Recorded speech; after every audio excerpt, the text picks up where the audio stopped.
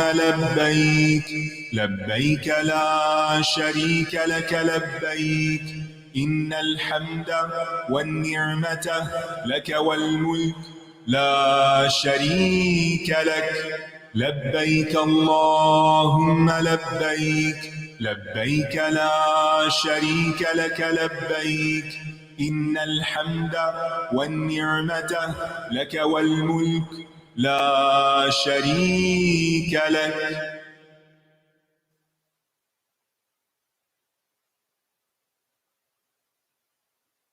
الله أكبر الله أكبر الله أكبر لا إله إلا الله الله أكبر الله أكبر ولله الحمد الله أكبر الله أكبر الله أكبر لا إله إلا الله الله أكبر الله أكبر ولله الحمد.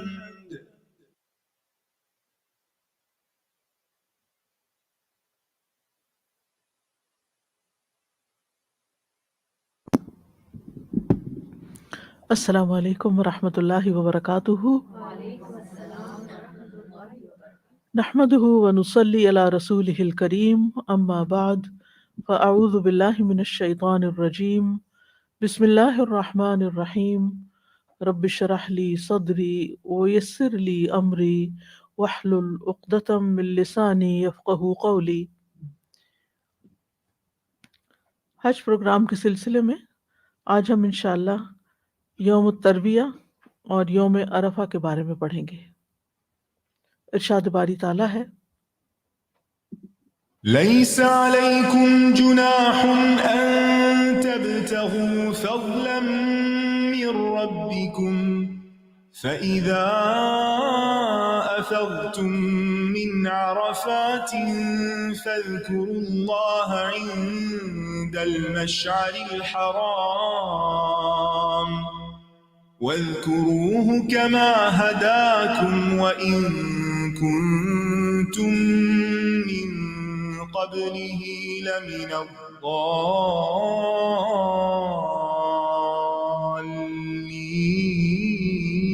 الضالين ثم أفيضوا من حيث أفاض الناس واستغفروا الله إن الله غفور رحيم. تم پر کچھ گناہ نہیں کہ حج کے دوران اپنے رب کا فضل تلاش کرو. پھر جب تم عرفات سے لوٹو تو مشعر حرام یعنی مزدلفہ کے پاس اللہ کا ذکر کرو اور اس کا ذکر ایسے کرو جس طرح اس نے تمہیں ہدایت دی، اور بے شک تم لوگ اس سے قبل یقیناً گمراہوں میں سے تھے.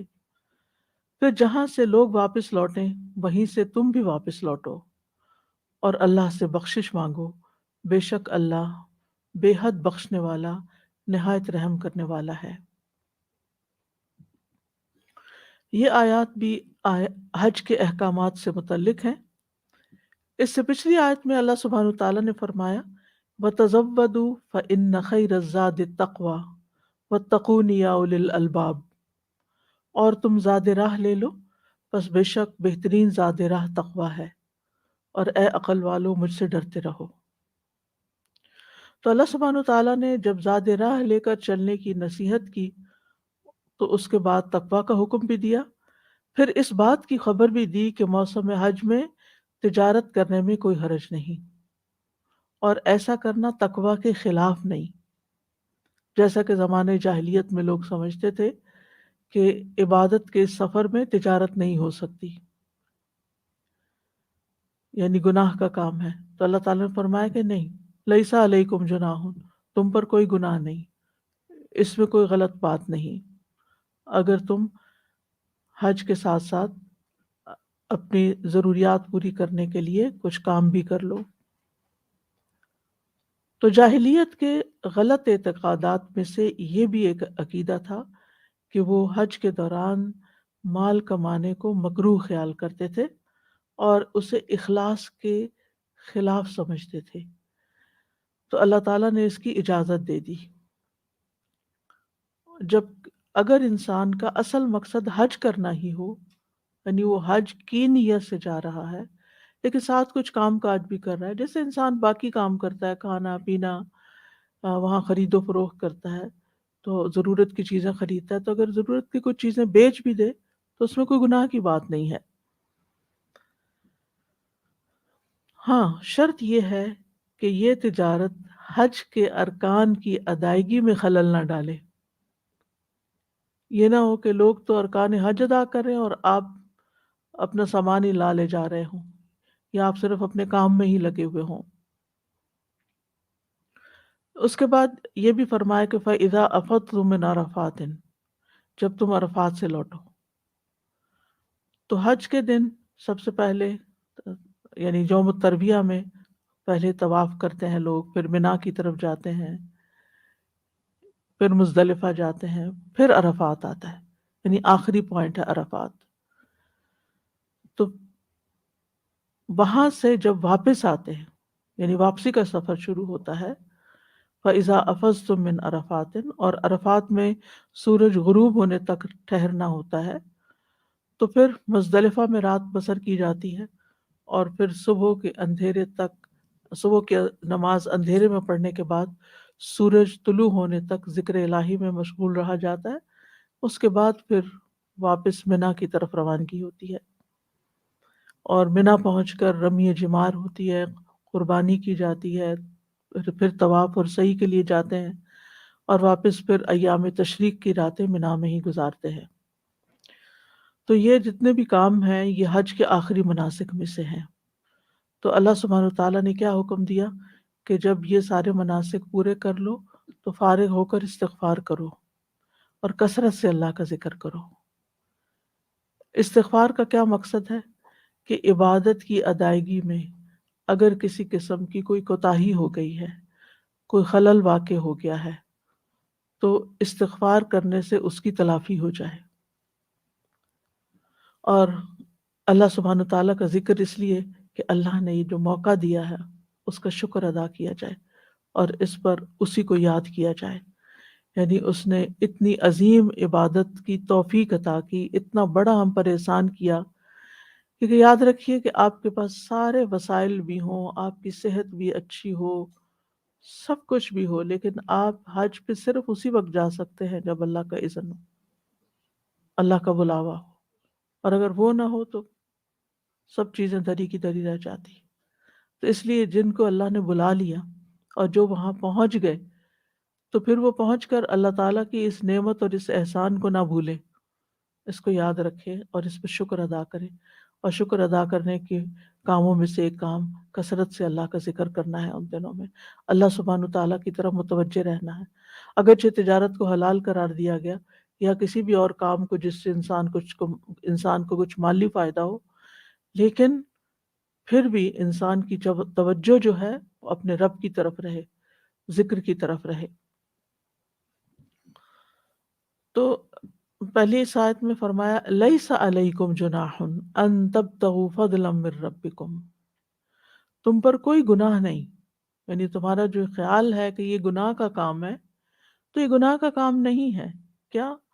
ان تبتغوا فضلا من ربکم، کہ تم اپنے رب کا فضل تلاش کرو، یعنی حلال روزی کمانا جو ہے اس کو رب کا فضل قرار دیا۔ یعنی اگر کسی کے پاس جاب ہے، اگر کسی کے پاس بزنس ہے، اگر کسی کے پاس مال کمانے کا حلال طریقے سے کوئی ذریعہ ہے، تو یہ رب کا بڑا ہی فضل ہے اس پر، یہ بڑا ہی احسان ہے رب کا کہ اللہ تعالیٰ اس کو کسی کا محتاج نہیں کر رہا، بلکہ وہ خود کمانے کے قابل ہے، وہ کسی پر ڈیپینڈنٹ نہیں ہے۔ کیونکہ اس کو ایک اور جگہ بھی فضل کہا گیا، جیسے سورۃ مزمل میں آتا ہے وَآخَرُونَ يَضْرِبُونَ فِي الْأَرْضِ يَبْتَغُونَ مِنْ فَضْلِ اللَّهِ، کہ کچھ دوسرے لوگ زمین میں سفر کریں گے، اللہ کا فضل تلاش کریں گے۔ یعنی جب آپ کسی بزنس ٹرپ پر ہوتے ہیں، آپ اپنے گھر سے نکل کر کام پر جاتے ہیں اللہ کا فضل تلاش کرنے کے لیے، تو یہ بھی ایک نیکی کا کام ہے، یہ بھی ایک عبادت کا کام ہے، ایز لانگ ایز آپ کے دوسرے فرائض اور حقوق دوسروں کے متاثر نہ ہو رہے ہوں۔ تو بہرحال ایک صحیح بخاری کی روایت سے بھی پتہ چلتا ہے کہ دوران حج تجارت کی اجازت ہے۔ ابن عباس روایت کرتے ہیں کہ اوکاز، مجنہ اور ذو المجاز جاہلیت کے دور میں بازار تھے، یعنی جن میں لوگ آ کے مختلف ہر طرف سے لوگ آتے تھے، اپنے اپنے علاقے کی چیزیں لاتے اور وہاں خرید و فروخت کرتے۔ تو جب اسلام کا دور آیا تو کچھ لوگوں نے ان بازاروں میں حج کے موقع پر کاروبار کرنا گناہ سمجھا، تو اس پر یہ آیت نازل ہوئی کہ لیس علیکم جناح ان تبتغوا فضلا من ربکم، کہ اس میں کوئی حرج نہیں کہ ایام حج میں اپنے رب کا فضل تلاش کرو۔ اسی طرح مسند احمد کی روایت ہے، ابو امامہ تیمی کہتے ہیں کہ میں نے ابن عمر رضی اللہ عنہما سے پوچھا کہ ہم لوگ کرائے پر چیزیں لیتے دیتے ہیں، کیا ہمارا حج ہو جائے گا؟ یعنی حج کے موقع پر ہم چیزیں کرائے پر دیتے ہیں، یعنی مثال کے طور پر گاڑی ہے کوئی چلا رہا ہے، یا اس نے اپنی رینٹ کار کسی کو دی ہے، وہ اس طرح کا بزنس کو کرتا ہے، یا اور کئی چیزیں ہو سکتی، روم رینٹ کرتے ہیں جی، یا خیمے دیتے ہیں اور چیزیں، تو کیا اس میں کوئی حرج ہے؟ کیا انہوں نے پوچھا ابو امامہ نے، کیا ہمارا حج ہو جائے گا اگر ہم نے حج کے موقع پر لوگوں کو کچھ سروس دے کر پیسے لے لیے؟ انہوں نے فرمایا کیا تم بیت اللہ کا طواف نہیں کرتے؟ کیا تم میدان عرفات نہیں جاتے؟ کیا تم جمرات کی رمی نہیں کرتے؟ کیا تم اپنے سروں کو نہیں منڈواتے؟ تو وہ کہتے ہیں ہم نے کہا کیوں نہیں؟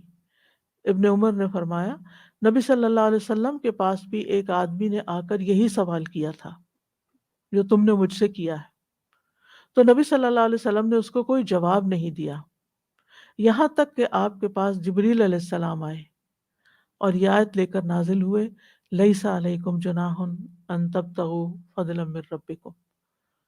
تو اللہ سبحانہ تعالیٰ کی طرف سے اذن آیا وحی کے ذریعے نبی صلی اللہ علیہ وسلم کو، آپ نے اپنے صحابہ کو بتایا، صحابہ نے پھر آگے کی جنریشن کو یہ پاس کیا، اور ویسے بھی قرآن میں یہ حکم محفوظ ہے۔ تو اگر کوئی شخص حج پہ جاتا ہے اور اپنے علاقے کی کچھ چیزیں لے جاتا ہے اور لوگوں کو حاجیوں کے بیچ میں بیچ دیتا ہے، تو ان کے لیے ایک نئی چیز ہوگی، فائدے کی چیز ہوگی، استعمال کی چیز ہوگی، ضروریات زندگی کی چیز ہوگی، اور وہ لے کر اپنے علاقوں میں چلے جاتے ہیں، یا ان کے لیے آپ ایک طرح سے سروس پرووائڈ کر رہے ہیں، اگر ان کے کھانے پینے کی کوئی چیز مہیا کر رہے ہیں، کیونکہ اگر سارے لوگ کاروبار چھوڑ بیٹھیں اور صرف حج کریں تو پھر لوگ وہاں اپنی ضروریات کیسے پوری کریں گے، جو کہ مختلف طرح کی ہوتی ہیں۔ اور اگر وہ لوگ سروس پرووائڈ کر رہے ہیں لیکن بیچارے حج کے بغیر ہی سب کچھ کر رہے ہیں اور اسے حاجیوں کو دیکھ رہے ہیں یہ نیکی کما رہے ہیں اور ہم دنیا کما رہے ہیں، تو وہ بھی ایک طرح سے ایک انسان کے اندر اپنے اندر ایک گلٹ محسوس ہوتا ہے کہ میں پیچھے رہ گیا ہوں اور میں وہ نہیں کر رہا جو دوسرے کر رہے ہیں۔ تو ایسی صورت میں پھر اجازت دے دی گئی۔ اس میں آپ دیکھیں جیسے رمضان کی راتوں میں بیویوں کے پاس جانا جو تھا وہ ابتدا میں اس کے بارے میں کوئی واضح حکم نہیں تھا، تو اور ویسے بھی رات کے یعنی ایک دفعہ صرف کھانے کی اجازت تھی اور پھر اس کے بعد دوبارہ روزہ شروع ہو جاتا تھا۔ تو اللہ سبحانہ تعالیٰ نے حکم کو واضح کر دیا اور فرمایا کہ تم اس سے پہلے اپنے نفسوں سے خیانت کر رہے تھے۔ تو یہ اپنے نفس کے ساتھ خیانت ہوتی ہے کہ جس میں انسان کسی چیز کو ڈاواڈول ہو کے کرتا ہے، یا سمجھتا ہے یہ نیکی ہے، کبھی سمجھتا ہے نہیں ہے، کبھی سمجھتا ہے یہ گناہ ہے، پھر کہتا ہے نہیں گناہ نہیں ہے۔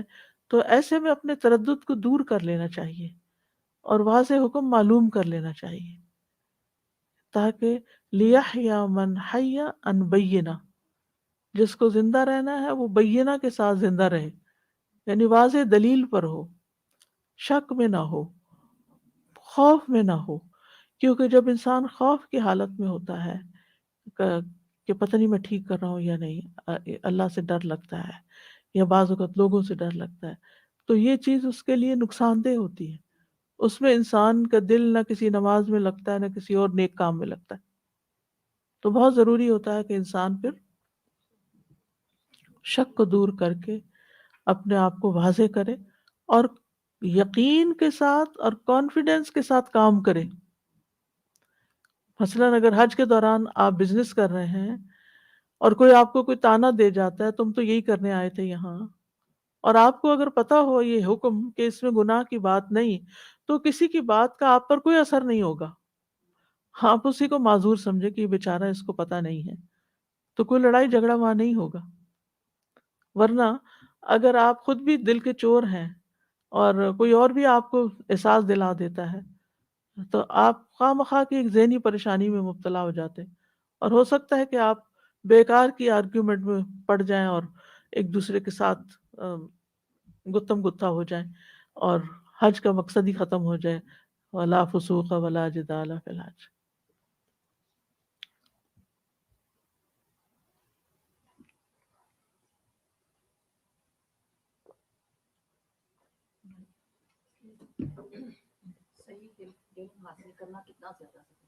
جی اس سے یہی پتہ چلتا ہے کہ صحیح علم اور علم الیقین حاصل کرنا کس قدر ضروری ہے. مجھے خیال آتا ہے سادہ جی، جیسے آپ نے کہا کہ شک دور کرنا اور عمل یقین کے، جیسے رمضان میں فار انسٹنس مساجد میں تو ویسے ہی خرید و فروخت منع ہے کہ رمضان میں کبھی کوئی کچھ خواتین اپنا پرسنل کوئی عبایا کا یا کوئی اسکارفس کا بزنس کرتی ہیں، کوئی سیمپل چھپا کے لے آتی تھیں، چیئر کے نیچے رکھ دیا، تراوی کے دوران بیچ میں گیپ ہے تو دوسری لیڈیز کو بتایا کہ یہ اویلیبل ہے فار سیل. تو وہ ایک یعنی غلط عمل ہم سوچتے ہیں نا کہ مسجد میں منع ہے تو آپ اس طرح چھپ چھپا کے کیوں کر رہے ہیں. تو یہ جو آپ نے بات کہی نا کہ نفس سے خیانت نہ کریں، اگر کسی کا فار انسٹنس اس طرح کا بزنس ہے اور وہ وہاں حج پہ اپنے ساتھ کچھ ایکسٹرا لے جاتی ہیں اور نان صلاح ٹائم پہ مساجد کے علاوہ کہیں کر لیتی ہیں تو دیٹ شوڈ بی اوکے، بالکل ہے نا. بالکل. اور اس میں یہ ہے کہ اگر آپ مثلاً کوئی بزنس کر رہے ہیں اور مسجد میں آپ کو اعلان کرنا ہے تو مسجد کے اندر نہ کریں، آپ مسجد کے باہر کھڑے ہو جائیں، اپنے فلائر دے دیں، اپنے کارڈ دے دیں، انتظامیہ سے پوچھ کر مسجد کے باہر کے ایریے میں کوئی سٹال لگا لیں. بہت سی مساجد کے باہر فوڈ سٹالز ہوتے ہیں، فروٹ سٹالز ہوتے ہیں، تو اس میں کوئی حرج نہیں، لوگوں کے لیے ایک سہولت ہوتی ہے. یا مسجد کی انتظامیہ نے اگر مسجد سے ہٹ کر کوئی اور اپنی جگہ بنائی ہوئی ہے تو وہاں پر آپ اپنا کام کاروبار کر لیں. آپ جمعہ پہ پڑھنے جا رہے ہیں، تراویح پڑھنے جا رہے ہیں، اور اس سے پہلے یا بعد میں اگر تھوڑی دیر اپنا کوئی کام کاج کر لیتے ہیں اجازت کے ساتھ مسجد سے ہٹ کر، تو اس میں کوئی حرج کی بات نہیں ہے. یعنی آپ کی نیت میں کوئی خلل نہیں آئے گا کہ آپ گئے ہیں مسجد اور آپ تراویح پڑھنے گئے ہیں یا کاروبار کرنے گئے ہیں. یہ اللہ کا فضل ہے، دونوں کام کرنے میں کوئی حرج نہیں. ایک منٹ پیچھے. السلام علیکم. فرائیڈے سیل کے لیے ہم چیزیں لگاتے ہیں نا ادھر، تو 2 دفعہ ایسے ہوا کہ سورج جمعہ ہی آ رہی تھی، تو ہم جب لوگ آ رہے ہوتے ہیں تو ہم چیزیں مطلب سیل کر رہے ہوتے، تو جب خطبہ شروع ہو گیا تو مجھے کلک ہوا کہ نہیں ہمیں اب یہ بند کر دینا چاہیے. صحیح. تو میں نے سلمان باجی کو کہا کہ ہم اس کو بند کر دیا کریں گے اور جب جمعہ پورا ہوگا پھر ہم کیا کریں گے. تو اب ہم نے ایسے ہی کرنا شروع کر دیا کہ جیسے ہی مطلب ممبر پہ آتے ہیں تو ہم بند کر دیتے ہیں اپنا اور سائڈ پہ ہو جاتے ہیں، اور پھر جب جمعہ ختم ہوتا ہے تو پھر ہم دوبارہ اپنے وہاں جاتے ہیں تاکہ لوگ جمعہ چھوڑ کے خرید جی و فروخت میں نہ کھڑے رہیں. جمعہ شروع ہوا تو سب جمعہ کی طرف جائیں. اور یہ تو ایریا کیفیٹیریا کہلاتا ہے، یہ تو مسجد کہلاتا نہیں. وہ تو ویسے ایکسٹینشن اگر ضرورت ہو زیادہ رش کی وجہ سے تو لوگ آ جائیں تو اور بات ہے. السلام علیکم استاذہ جی، میرا ایک سوال ہے. جو ہم مسجد وغیرہ میں فلائرز جیسے دیتے ہیں تو اس میں تعلیم مجھے کے لیے جی کوئی تعلیم حرج کے نہیں، اس میں کا کوئی حرج نہیں. اس میں انہوں نے مجھے بہت بری طرح سے ڈانٹا تھا جو وہاں کی انتظامیہ کی تھی کہ آپ نے وہ پوچھ کے ویسے ہی امام سے دینا ناراض ہو. ہوتے ہیں کہ اور جگہ کی فلائر یہاں نہ دیے جائیں، لیکن یہ اس میں کوئی گناہ اس کی میں کوئی بات گناہ نہیں. تو علم کی بات ہے. مقصد یہ ہوتا ہے کہتے ہیں کہ ہم سے پوچھ کے دیں، جی. تو آئی تھنک کرنا چاہیے. فَإِذَا آپ کچھ کہتے ہیں سحر کو دے. سر مجھے یہ سوچ کے ایسا احساس ہو رہا تھا سبحان اللہ کہ اللہ تعالیٰ نے دنیاوی چیزیں کیسے ایک بالکل کلیئر انڈیکیشن دے دی کہ کیسے کرنا ہے، لیکن دل میں کیا ہونا چاہیے، یعنی دل میں کیا یاد ہونی چاہیے. It's such a beautiful balance جو ہمیں کئی، ورنہ ہم تو ایسے انسان ایکسٹریم پہ ہی چلے جائیں، ایکسٹریم حرام پہ کرنا جاتے چاہیں ہیں. تو ہر چیز کو ہی بالکل وہ کر دیں، کریں تو بالکل مجاور بن کے شاید عبادت کی اس میں ہی بیٹھ جائیں. کوئی بیلنس نہیں ہے ہماری زندگی میں، اور جب تک یہ ڈیوائن گائیڈنس نہ ہو سبحان اللہ ہم واقعی کتنے لاسٹ ہو. اللہ تعالیٰ کا اتنا احسان ہے الحمدللہ رب العالمین. اور اس مال کے کمانے کو فضل قرار دیا. فَإِذَا أَفَضْتُم مِّنْ عَرَفَاتٍ، پھر جب تم عرفات سے لوٹو، افاظہ یفیظ افاظہ، افاظت الماء کہتے ہیں پانی کا بہنا.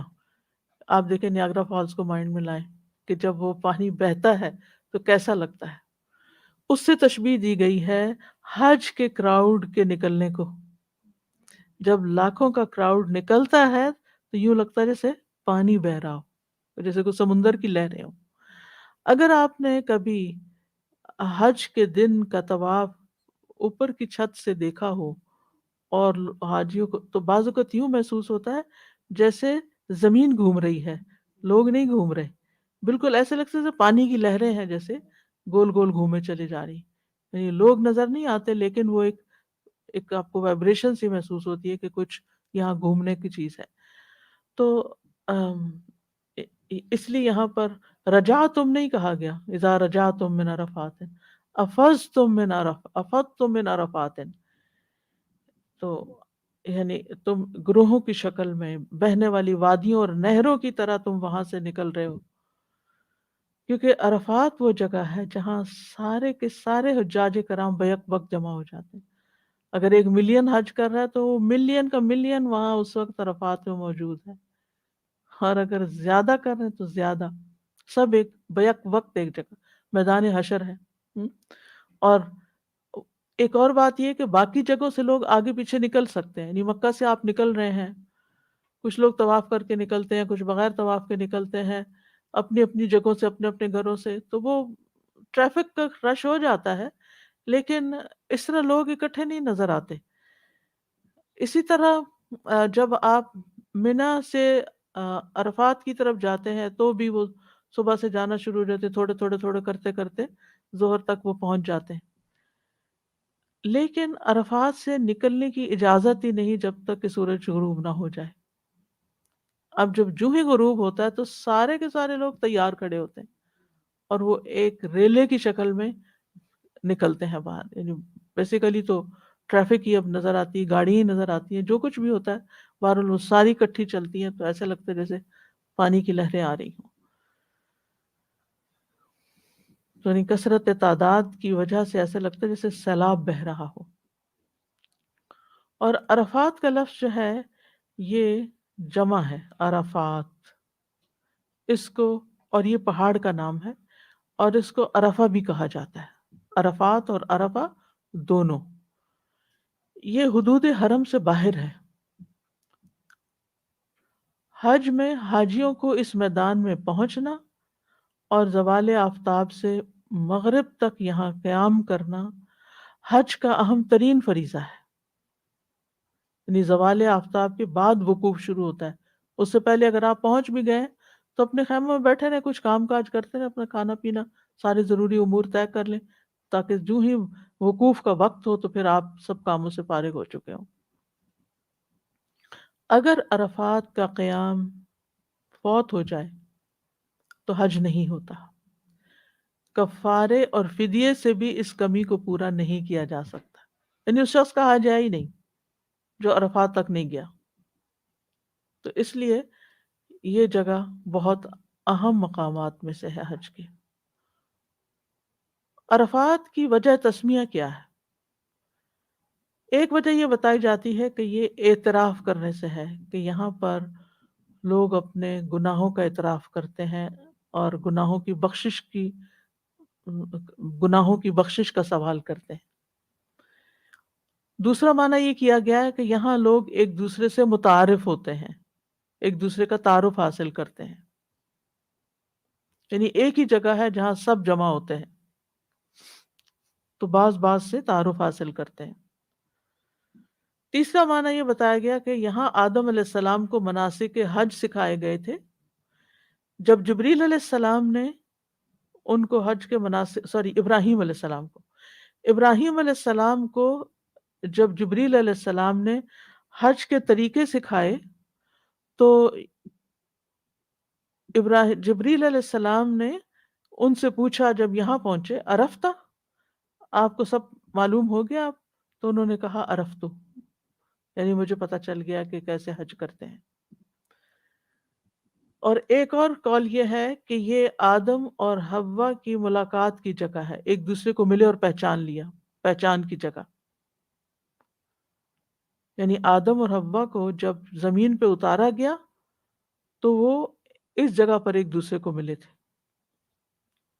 پانچواں معنی یہ بیان کیا جاتا ہے کہ یہ جگہ عام جگہوں سے بلند ہے، اور اونچی جگہ کو عرف کہا جاتا ہے، عرف الدیک مرغے کی کلغی، اور آراف کا ذکر قرآن مجید میں آتا ہے.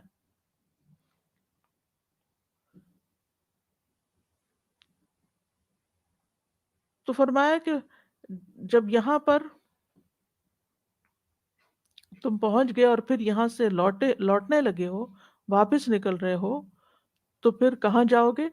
فَاذْكُرُوا اللَّهَ عِنْدَ الْمَشْعَرِ الْحَرَامِ، تو تم اللہ کو یاد کرو مشعر حرام کے پاس. عرفات مشعر حلال ہے کیونکہ ہل میں ہے. ہل کا مطلب یہ کہ حرم نہیں ہے وہ، اور مشعر حرام حرم کے اندر ہے. اور مشعر ایسی جگہ کو کہتے ہیں جہاں اللہ کی عظیم عبادت بجا لائی جائے، مفعل کے وزن پر ہے، یعنی عبادت کی جگہ، علامت ہے وہ. اور حرام کا مطلب ہے حرمت والا. تو مشعر دو طرح کے ہیں، مشعر حلال اور مشعر حرام. مشعر حلال عرفہ ہے اور مشعر حرام مزدلفہ ہے. اور یہ ایک مزدلفہ جو ہے اس میں ایک پہاڑ ہے، اس کو بھی مشعر حرام کہا جاتا ہے، اور اس پہاڑ کے آس پاس کے میدان کو مزدلفہ کہا جاتا ہے. یہ مکہ سے 6 میل کے فاصلے پر ہے. اور عرفات سے واپسی پر یہاں رات بسر کرنی ہوتی ہے. تو رات یہاں گزار کے پھر کیا کرنا ہے؟ فجر کی نماز پڑھ کر، جو اندھیرے میں پڑھی جاتی ہے، خوب روشنی پھیلنے تک دعائیں کی جاتی ہیں، اور یہاں وقوف کیا جاتا ہے. عرفات میں بھی وقوف ہوتا ہے، وہ بہت طویل ہوتا ہے، ظہر کے بعد سے لے کے مغرب تک. لیکن یہاں پر فجر یعنی ایک دن کے اس کنارے پر، ایک دن کے اس کنارے پر، فجر کی نماز پڑھ کر سورج نکلنے تک. تو مزدلفہ کے پاس دعائیں اور اذکار یہ سب کچھ کی جاتے ہیں، یعنی تسبیحات بھی کر سکتے ہیں، دعائیں بھی کر سکتے ہیں. جی جی. آپ نے بھی فرمایا تھا کہ عرفات میں اگر ہم پہلے بھی پہنچ جاتے ہیں تو اس وقت ہم دعائیں مانگنی نہیں شروع کریں جب تک ظہر کا ٹائم نہ ہو. I just want to clarify it. ویسے تو انسان زندگی میں ہر وقت دعائیں مانگ جی سکتا ہے جی نا، کوئی جی منع نہیں ہے. جی لیکن وقوف عرفات یعنی جو حج کا رکن ادا ہوگا وہ زوال کے بعد سے شروع ہوگا، اور اس وقت وہ پھر حج والی دعائیں شروع ہو جائیں گی، یعنی مخصوص دعائیں. جزاک اللہ خیر. یعنی جاتے ہی آپ کا ریچول نہیں شروع ہوگا. آپ اپنے خیمے میں چلے گئے، آپ نے اپنی جگہ بنائی. آپ نے دیکھا ہوگا لوگ سارے جگہ بناتے ہیں، پھر اپنے اپنے ٹھکانے ان کو ملتے ہیں، پھر کچھ لوگ لیٹ بھی جاتے ہیں، ریسٹ کر لیتے ہیں، کچھ لوگ کھانا کھا لیتے ہیں، کچھ لوگ وضو وغیرہ کر کے اپنے آ کے سکون سے بیٹھ جاتے ہیں. پھر ایک دم خطبہ شروع ہوتا ہے. پھر اب تو پچھلا جو میں نے آج کیا تھا اس میں ہمارے ٹینٹس میں وہ انتظام تھا، عرف یعنی مسجد سے جو خطبہ آ رہا تھا وہ سنائی دے رہا تھا، کیونکہ مسجد میں تو سب پورے نہیں آتے، اور جانا بھی نہیں اس طرح چاہیے کہ اتنا ہجوم کر دیں وہاں انسان. تو پھر وہ خیموں تک بھی اب ریڈیو کے ذریعے وہ خطبہ جو ہے اسپیکر پہ لگا دیتے ہیں اور وہ سنتے ہیں. تو پھر وہ خطبہ سنا، پھر اس کے بعد نمازیں جمع ہوئیں، اور پھر اس کے بعد یہ ہے کہ وقوف شروع ہو گیا. تو وقوف بہتر تو یہ کہ خیمے سے باہر ہو، لیکن اگر بہت گرمی لگے تو اندر بھی ہو سکتا ہے. وقوف کا مطلب ہوتا ہے کھڑے ہو کر دعائیں کر. آگے میں انشاءاللہ ڈیٹیل میں آتی.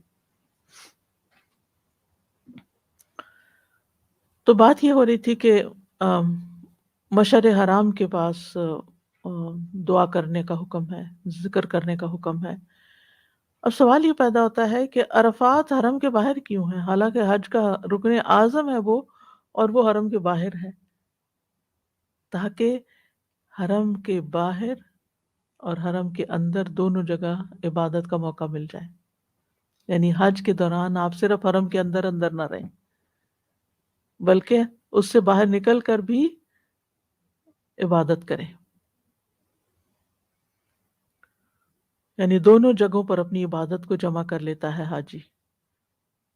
نبی صلی اللہ علیہ وسلم نے حضرت عائشہ کو عمرے کے لیے تنعیم نامی جگہ سے احرام باندھنے کا حکم دیا تاکہ وہ اپنی عبادت میں ہل اور حرم دونوں کو جمع کر سکیں.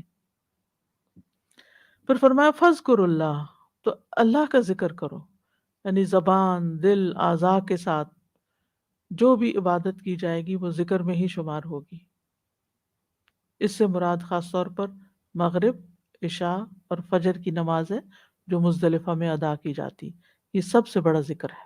اس کے علاوہ قرآن کی تلاوت ہے، ذکر ہے، تسبیحات ہیں. جابر رضی اللہ عنہ بیان کرتے ہیں کہ رسول اللہ صلی اللہ علیہ وسلم عرفات میں آئے. وہاں نمرہ کے مقام پر آپ کے لیے ایک خیمہ لگا دیا گیا. آپ نے اس میں قیام فرمایا. جب سورج ڈھل گیا تو آپ نے اپنی اونٹنی قصبہ کو کسنے کا حکم دیا، یعنی تیار کرنے کا حکم دیا. جب وہ کس دی گئی تو آپ اس پر سوار ہو کر بطن وادی میں آئے اور لوگوں کے سامنے ایک خطبہ دیا. بطن وادی یعنی کہ سینٹر مقام پر آئے. پھر مؤذن نے اذان دی، یعنی سب سے پہلے آپ نمرہ میں گئے، ٹھیک ہے، جہاں مسجد نمرہ ہے اس وقت بھی تھی. پھر مؤذن نے اذان دی، پھر اقامت کہی. پھر رسول اللہ صلی اللہ علیہ وسلم نے ظہر کی نماز پڑھائی. پھر مؤذن نے اقامت کہی. پھر آپ نے عصر کی نماز پڑھائی. ان دونوں نمازوں کے درمیان کچھ نہیں پڑھا. خطبہ اس سے پہلے ہی دیا جا چکا تھا. یعنی جو ہی آپ یہاں پر یعنی وادی کے بطن میں آئے تو لوگوں کے سامنے پہلے خطبہ دیا، پھر نمازیں پڑھائیں. پھر آپ سوار ہو گئے یہاں تک کہ موقف میں آئے، یعنی کھڑے ہونے وقوف کی جگہ پر آئے. وہاں آپ نے غروب آفتاب تک وقوف فرمایا. پھر جب شفق کی زردی کم ہو گئی تو آپ وہاں سے روانہ ہو کر مزدلفہ پہنچے. وہاں آپ نے مغرب اور عشاء کی نماز پڑھائی. آپ لیٹ گئے یہاں تک کہ صبح صادق ہو گئی تو آپ نے صبح کی نماز اذان اور اقامت کے ساتھ ادا کی. یاد رکھیے یہاں پر آپ نے رات کو تہجد نہیں پڑھے، نہ وتر پڑھے. یہ وہ واحد رات ہے جس میں آپ نے صرف پہنچ کر مغرب اور عشاء کی نماز جمع کر کے پڑھائی اور اس کے بعد کوئی نماز نہیں پڑھی حتیٰ کہ فجر ہو گئی، وتر بھی نہیں. پھر فجر کی نماز پڑھی. اب دیکھیے حج کے جو رولز اینڈ ریگولیشنز ہیں وہ عام زندگی سے مختلف ہیں. عام زندگی میں عورت کو نقاب کرنا ہے تو وہاں نقاب نہیں کرنا، گلوز پہننے ہیں تو وہاں گلوز نہیں پہننے. عام زندگی میں آپ ہر نماز اپنے وقت پر پڑھتے ہیں، وہاں آپ عرفات میں بھی جمع کر رہے ہیں، آپ مزدلفہ میں بھی جمع کر رہے ہیں. وہاں پر عام زندگی میں جو ہی مغرب کی اذان ہو تو آپ فوراً نماز پڑھ لیتے ہیں. وہاں مغرب کی اذان ہو رہی ہوتی ہے اور آپ کو روانگی کے لیے کہتے ہیں. وہ اتنی ایک عجیب سی فیلنگ ہوتی ہے. مجھے اچھی طرح یاد ہے کہ جس بس میں ہم سوار تھے وہاں اذان شروع ہو گئی. اب وہ طبیعت میں ہے نا کہ اذان سنتے کہ بے چینی شروع ہو جاتی ہے کہ نماز کا وقت تھوڑا ہے، مغرب ہے، ابھی اندھیرا ہو جائے گا. تو لیکن اتنی عجیب سی فیلنگ تھی کہ یہ اللہ کی اطاعت، عبادت دراصل اللہ کی اطاعت کا نام ہے. وہ کہتا ہے اذان ہونے کے باوجود ابھی نماز نہیں پڑھنی، آگے جا کے پڑھنی ہے، تو پھر آگے جا کے پڑھنی ہے. الگ الگ نہیں وقتوں پہ پڑھنی، جمع کرنی ہے تو جمع ہی کرنی ہے. وہاں مینڈیٹری ہے مزدلفہ میں مغرب اور عشاء کو جمع کرنا. اور پھر رات کی عبادت نہیں کرنی. بہت سے لوگ مجھ سے سوال کرتے ہیں مزدلفہ کی رات کی خاص عبادت کیا ہے؟ بھئی کوئی عبادت نہیں. نبی صلی اللہ علیہ وسلم سوئے تھے، آرام کیا تھا، آپ بھی آرام کریں، یہی سنت ہے. تھک بھی جاتا ہے انسان، اور اگر سنت کا ذہن میں رکھ کے سنت کو فالو کرتے ہوئے آپ آرام کر رہے ہیں تو آرام کا اپنا ہی ایک مزہ ہے کہ آرام کر رہے ہیں اور ثواب مل رہا ہے. جی وسلم نے وقوف کیا تھا، کیا وہ اپنی سواری کے اوپر ہی سوار ہو کے دعائیں مانگی تھی یا کھڑے ہو کے؟ کھڑے ہو کر بھی. کھڑے ہو کے.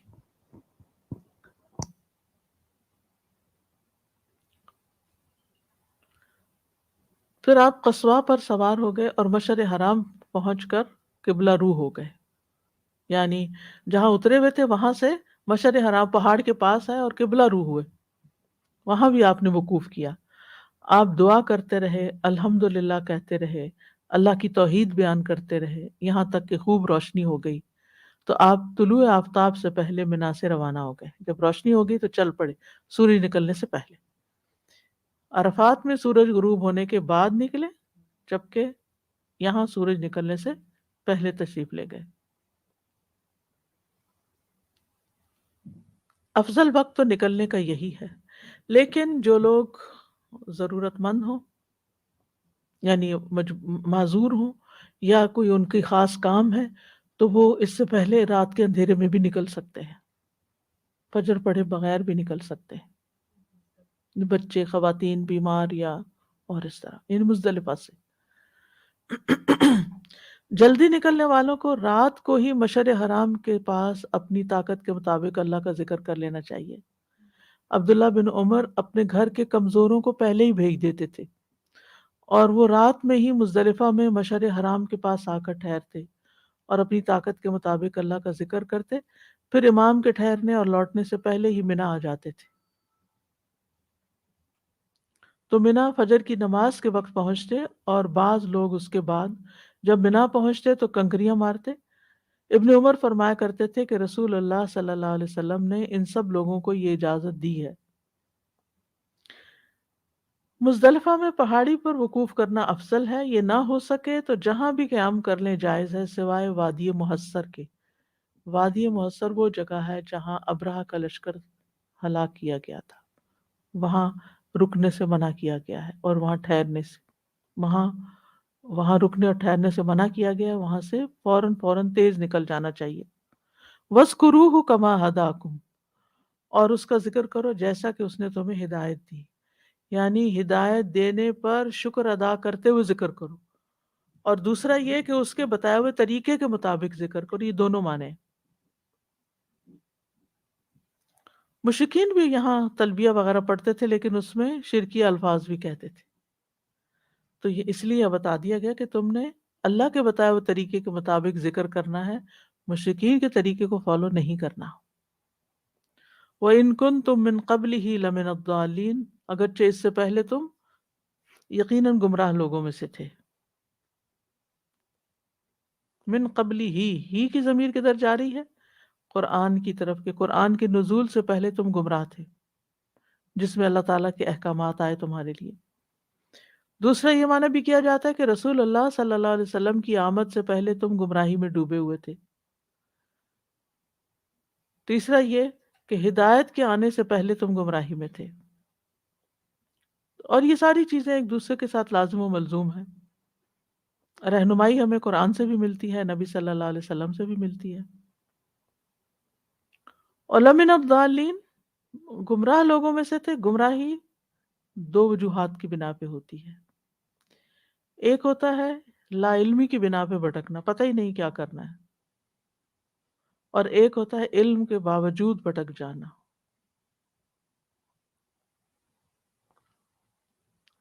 لا علمی کی وجہ سے وہ شخص گمراہ ہوتا ہے جو حق کو جانتا ہی نہیں، علم ہی کوئی نہیں اس کے پاس، اور علم کے باوجود وہ گمراہ ہوتا ہے، راہ گم کر دیتا ہے، جو اس طریقے کو چھوڑ دیتا ہے جس پر چلنا چاہیے تھا، یعنی بھلائی کے راستے کو، اپنی مرضی، اپنی خواہشات پہ چلنے لگتا ہے۔ تو اس دین کے آنے سے پہلے عرب کے لوگ کچھ تو جانتے ہی نہیں تھے، اور کچھ جانتے تھے لیکن اپنے آباء و اجداد کی پیروی کرتے تھے۔ مثلا قریش کے لوگ عرفہ سے نہیں واپس لوٹتے تھے، وہ عرفہ کے وقت مزدلفہ میں ہی رک جاتے تھے، اور کہتے تھے کہ ہم حرم کے متولی ہیں، ہم حرم سے باہر نہیں نکلتے، ہم عرفات ہل میں ہم وہاں نہیں جائیں گے، ہم حرم کے رہنے والے ہیں، اندر ہی رہیں گے۔ اور جب لوگ مزدلفہ آتے پھر ان کے ساتھ مل کے مینا چلے جاتے۔ تو یہ ان کی یا تو جہالت تھی یا ضد۔ تو انسان بھٹکتا ہے یا جہالت کی وجہ سے، یا ضد کی وجہ سے، یا خواہشات کی پیروی کی وجہ سے۔ پھر فرمایا ثم افیدوا من حیث افاض الناس واستغفروا اللہ، پھر تم عرفات سے لوٹو یعنی اسی جگہ سے لوٹو جہاں سے لوگ جا کر آتے ہیں واپس.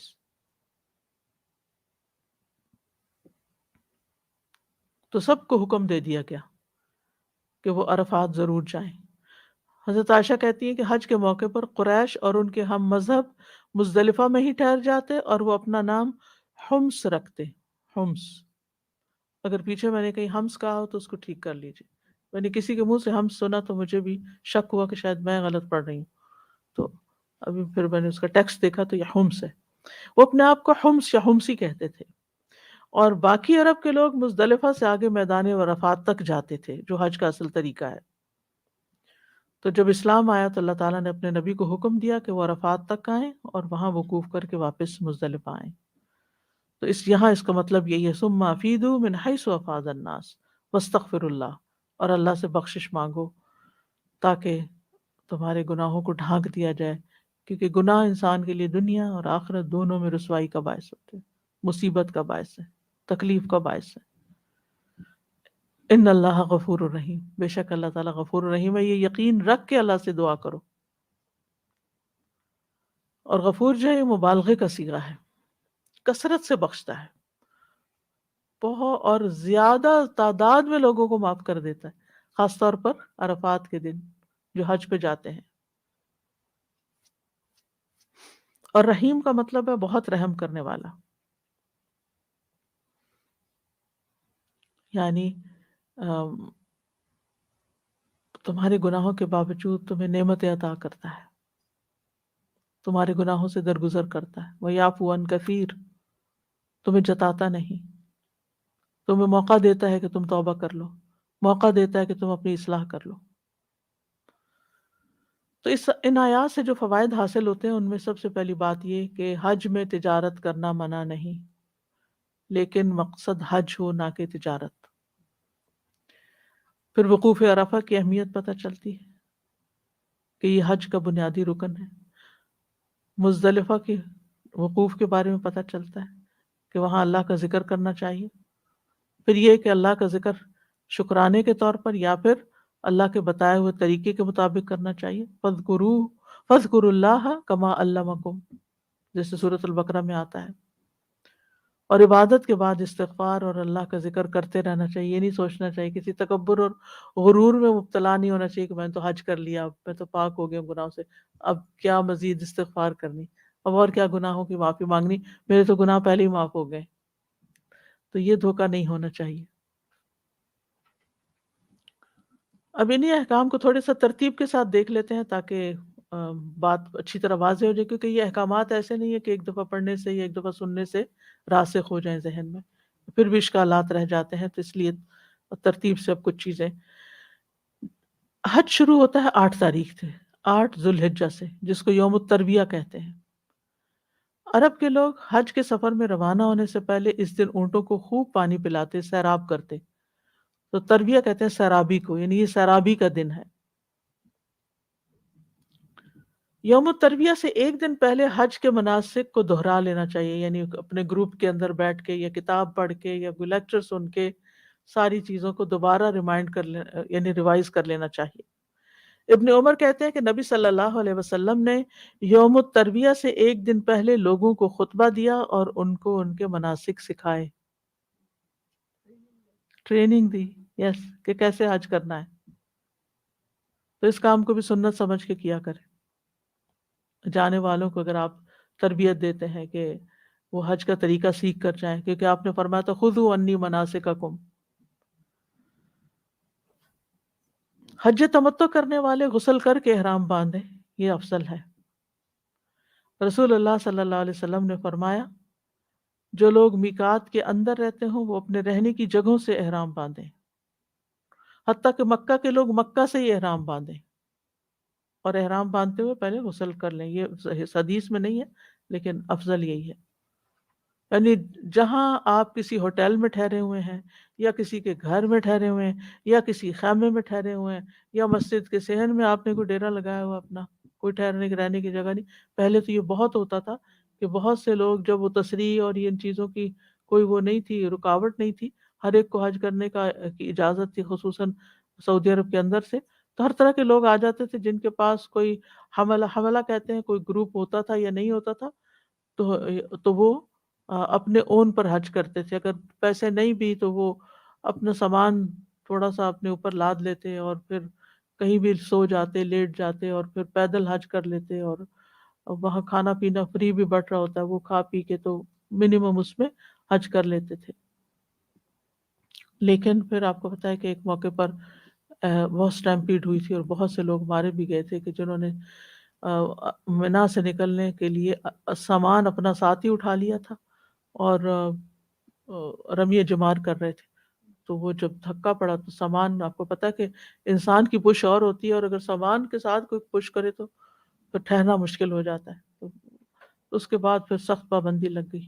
تو اب اس طرح کل مجھے کسی نے کلپ بھیجا کہ حرم کے باہر انہوں نے اسی طرح کی اسکین مشینیں لگا دی ہیں جیسے ایئرپورٹس پہ ہوتی ہے نا، آپ اپنا کارڈ ڈالتے ہیں تو وہ آپ کے لیے دروازہ کھل جاتا ہے، پھر آپ اندر جاتے ہیں. کہ جس کے پاس وہ کارڈ نہیں ہے، تصریح نہیں ہے، وہ جا نہیں سکتا. تو یہ سارے انتظامات اسی لیے کرنے پڑتے ہیں تاکہ ہر چیز ایک ترتیب اور تنظیم کے ساتھ ہو اور لوگوں کو نقصان نہ ہو.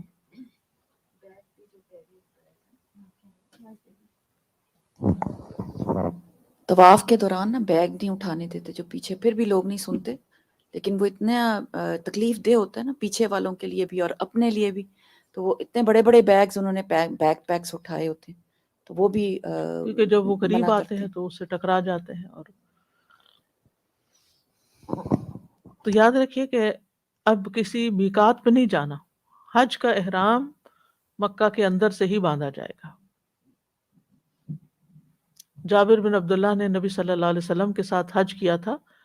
وہ کہتے ہیں کہ آپ نے صحابہ سے فرمایا بیت اللہ کے طواف اور صفا مروہ کی سعی کے بعد اپنے احرام کھول ڈالو، بال ترشوا لو، یوم الترویہ تک برابر اسی طرح حلال رہو، پھر یوم الترویہ میں مکہ ہی سے حج کا احرام باندھو.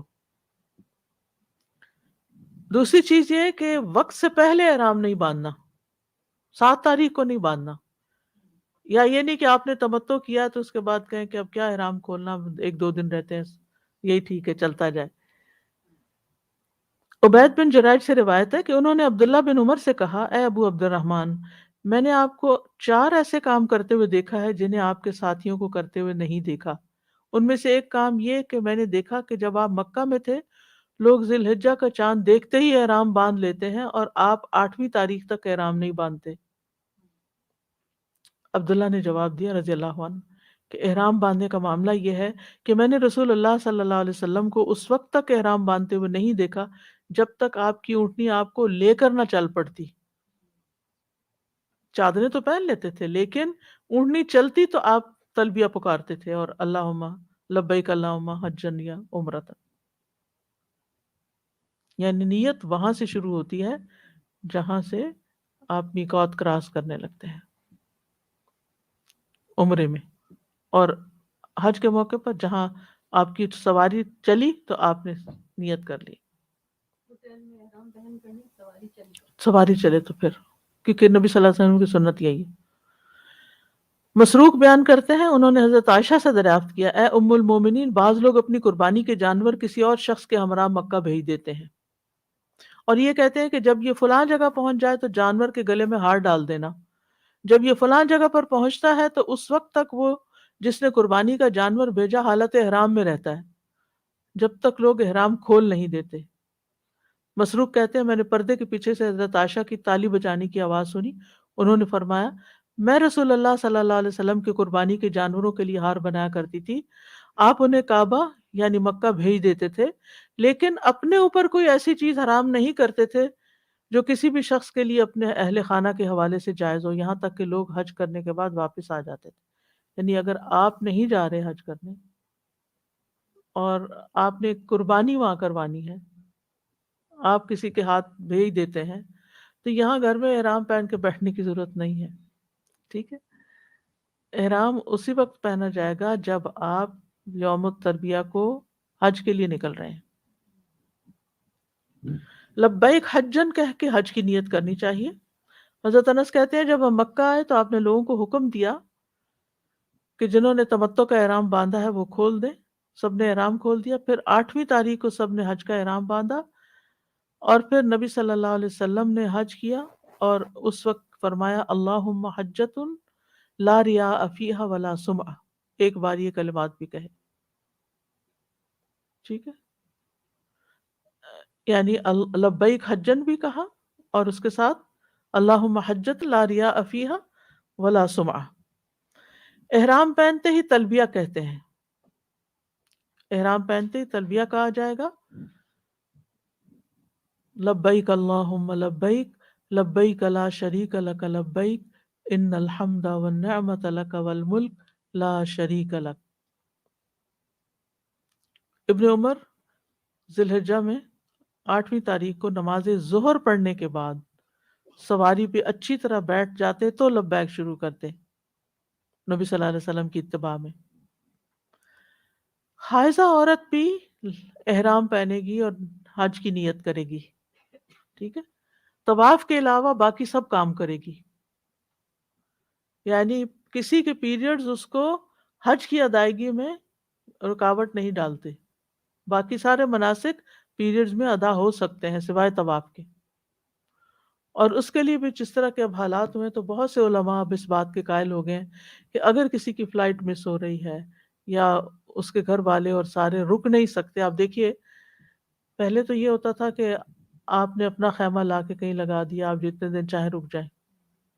اب کیا آپ نے ہوٹل بک کیا ہوا ہے اور آپ جس دن چھوڑ رہے ہیں اس دن کسی اور نے اس کو بک کیا ہوا ہے، آپ ایکسٹینڈ بھی نہیں کر سکتے.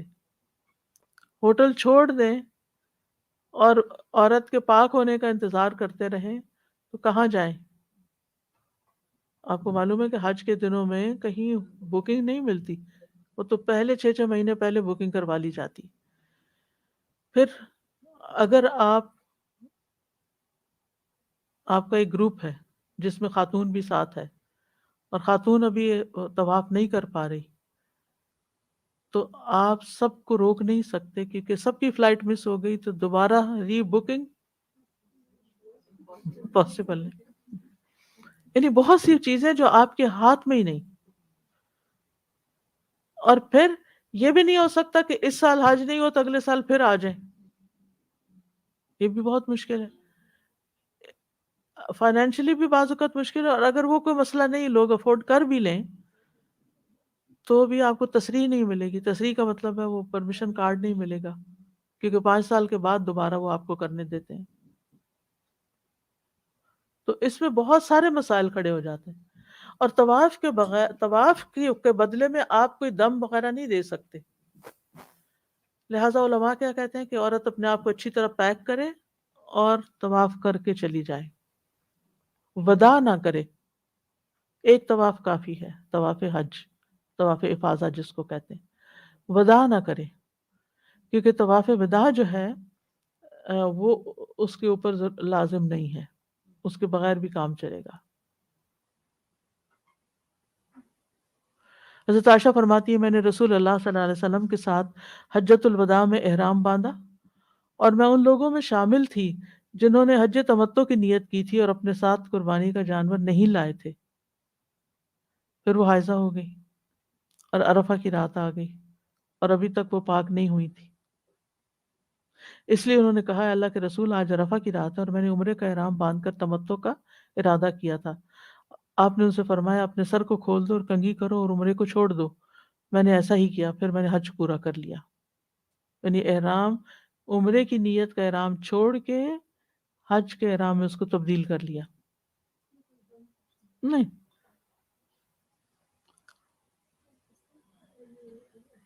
عورت کے لیے تو یہ والی ہے، لیکن اگر طواف کے لیے وضو ضروری ہے.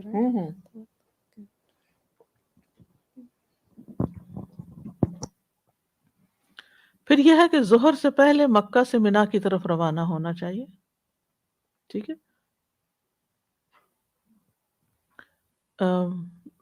ابن عمر ظہر پڑھ کے جاتے تھے، پہلے بھی جا سکتے ہیں، ظہر پڑھ کے بھی جا سکتے ہیں. ٹھیک ہے، ظہر تک وہاں پہنچ جائیں کیونکہ بعض لوگ 5 نمازیں وہاں پوری کرتے ہیں، اگلے دن فجر پڑھ کے پھر وہاں سے نکلتے ہیں. دونوں طرح جائز ہے۔ عبدالعزیز بن رفیع بیان کرتے ہیں کہ میں نے انس بن مالک سے پوچھا آپ صلی اللہ علیہ وسلم نے ظہر اور عصر کی نماز 8ویں ذی الحجہ میں کہاں پڑھی تھی؟ اگر آپ کو نبی صلی اللہ علیہ وسلم سے یاد ہے تو مجھے بتائیے۔ انہوں نے جواب دیا منا میں۔ منا میں 5 نمازیں قصر کر کے پڑھی جائیں گی، لیکن اپنے اپنے وقت پر ادا کی جائیں گی، جمع نہیں کی جائیں گی۔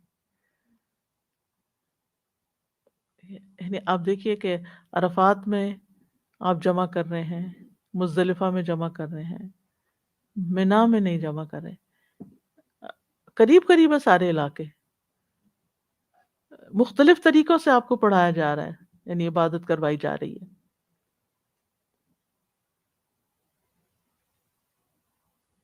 تو نبی صلی اللہ علیہ وسلم نے، حضرت ابو بکر نے، حضرت عمر نے منا میں 2 رکعت نماز پڑھی، یعنی 4 رکعت والی قصر۔ پھر یہ رات منا میں قیام کرنا ہوتا ہے، یعنی 9ویں کی رات جو ہے، 8 کا دن تو ختم ہو گیا، اب 9ویں کی رات شروع ہو رہی ہے۔ سمجھ آ گیا؟ ٹھیک۔ تو اب دوبارہ آپ بیت اللہ نہیں جائیں گے، اب آگے کا سفر ہے۔ اب منا میں رات گزاریے اور صبح آپ عرفات جائیے۔ عبداللہ بن عباس کہتے ہیں کہ بیت اللہ کے طواف کے بعد آپ کعبہ کے پاس اس وقت تک نہ گئے جب تک میدان عرفات سے واپس نہ آ گئے۔ یعنی ایک دفعہ جب منا کی طرف چلے گئے تو دوبارہ کعبہ کی طرف نہیں آئے جب تک کہ عرفات سے واپس نہیں آئے۔ منا میں منظم انداز میں بیٹھنا چاہیے، ڈسپلن کے ساتھ، ترتیب کے ساتھ۔ نبی صلی اللہ علیہ وسلم کی ایک صحابی سے روایت ہے کہ نبی صلی اللہ علیہ وسلم نے منا میں لوگوں کو خطبہ دیا اور ان کو اپنے ٹھکانوں پہ اتارا، اور آپ نے قبلے کے داہنی طرف اشارہ کرتے ہوئے فرمایا مہاجرین یہاں اتریں، اور قبلے کے بائیں طرف اشارہ کرتے ہوئے فرمایا انصار یہاں اتریں۔ پھر باقی لوگوں کو حکم ہوا کہ وہ ان مہاجرین اور انصار کے ارد گرد اتریں، یعنی جو اور باہر کے قبائل سے لوگ آئے تھے۔ اب منا سے صبح کے وقت رات گزار کے نماز فجر کی پڑھ کے پھر اب حسب ضرورت، یعنی جب آپ کو موقع ملے اب عرفہ کی طرف جانا ہے سورج طلوع ہونے کے بعد۔ جابر بن عبداللہ کہتے ہیں منا میں فجر کی نماز پڑھنے کے بعد آپ تھوڑی دیر ٹھہرے حتیٰ کہ سورج نکل آیا۔ آپ نے اپنے لیے بالوں کے بنے ہوئے خیمے کے متعلق حکم دیا اور وہ نمرہ میں لگا دیا گیا۔ چنانچہ رسول اللہ صلی اللہ علیہ وسلم چلے اور قریش کو یقین تھا کہ نبی صلی اللہ علیہ وسلم مزدلفہ کے پاس ہی رک جائیں گے، جیسے کہ قریش جاہلیت کے دور میں کرتے تھے، لیکن آپ آگے بڑھ گئے اور عرفات تک گئے۔ عرفہ کا وقوف فرض ہے، یہ حج کا اہم ترین رکن ہے۔ اگر یہ رہ جائے تو کسی طرح اس کی تلافی نہیں ہوتی، حج دوبارہ کرنا ہوگا۔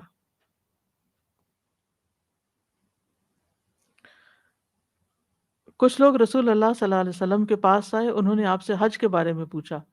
آپ نے فرمایا حج عرفات میں ٹھہرنے کا نام ہے۔ جو شخص مزدلفہ کی رات یعنی 9 اور 10 کی درمیانی رات طلوع فجر سے پہلے میدان عرفات میں پہنچ گیا اس کا حج مکمل ہو گیا۔ یعنی ویسے تو افضل تو یہ ہے نا کہ غروب تک وہاں رہ کے پھر مزدلفہ میں آ جائے، لیکن اگر کسی وجہ سے کوئی سٹک ہو گیا اور نہیں پہنچ سکا تو وہ فجر کی نماز سے پہلے اگر عرفات پہنچ گیا تو اس کا حج ہو گیا۔ میدان عرفات کی اپنی ایک فضیلت ہے، قرآن مجید میں بھی اس کا ذکر ہے۔ لیس علیکم جناح ان تبتغوا فضلا من ربکم فاذا افضتم من عرفات، یعنی اس کا ذکر قرآن مجید میں ہوا ہے۔ یہی وہ میدان ہے جہاں اولاد آدم کو بکھیر کر عہد لیا گیا تھا۔ مسند احمد سلسلہ صحیحہ کی روایت میں آتا ہے نبی صلی اللہ علیہ وسلم نے فرمایا اللہ تبارک و تعالیٰ نے آدم علیہ السلام کی پشت میں موجود تمام اولاد سے نعمان یعنی میدان عرفات میں عہد لیا تھا۔ پھر اللہ نے ان کے صلب سے ان کی ساری اولاد نکالی جو اس نے پیدا کرنی تھی، اور اسے اپنے سامنے چھوٹی چھوٹی چیونٹیوں کی شکل میں بکھیر دیا، اول سے آخر تک سب انسانوں کو۔ یہ میدان عرفات میں ہی ہوا تھا۔ پھر ان کی طرف متوجہ ہو کر ان سے کلام کیا الستُ بربکم، کیا میں تمہارا رب نہیں ہوں؟ قالوا بلا، تو سب نے کہا تھا کیوں نہیں، شہدنا، ہم گواہی دیتے ہیں۔ میدان عرفات ابراہیم علیہ السلام کی وراثت ہے۔ یزید بن شعبان کہتے ہیں کہ ابن مربع انصاری ہمارے پاس آئے اور ہم عرفات میں ایسی جگہ اترے تھے جس کو امر امام سے دور خیال کر رہے تھے، تو انہوں نے کہا میں تمہاری طرف رسول اللہ صلی اللہ علیہ وسلم کا بھیجا ہوا قاصد ہوں، آپ فرماتے ہیں کہ تم اپنی نشانیوں کی جگہ کھڑے رہو کیونکہ تم اپنے والد ابراہیم علیہ السلام کی وراثت میں سے ایک وراثت پر ہو، یعنی اس جگہ وہ ٹھہرے تھے لہٰذا تم ان کی پیروی کرتے ہوئے یہاں ٹھہر رہے ہو۔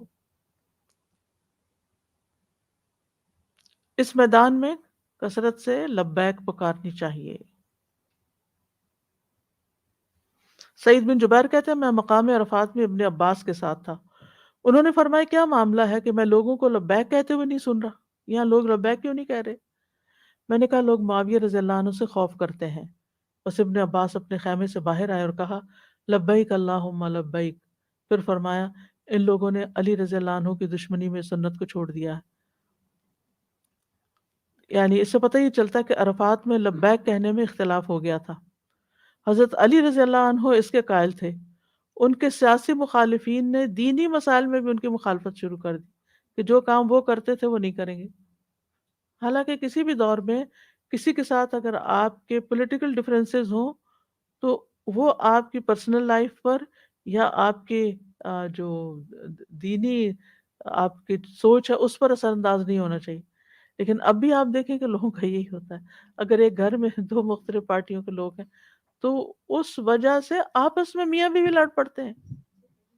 سبحان اللہ، یعنی ٹھیک ہے آپ ایک لیڈر کو پسند کرتے ہیں، دوسرا دوسرے کو، آپ ایک پارٹی میں یہ تو ہو سکتا ہے۔ اب حضرت عائشہ حج تمتع کا احرام پہن کے آ رہی ہیں، نبی صلی اللہ علیہ وسلم قران کا پہن کے آ رہے ہیں کیونکہ آپ کے ساتھ حدی تھی، تو اس میں ٹھیک ہے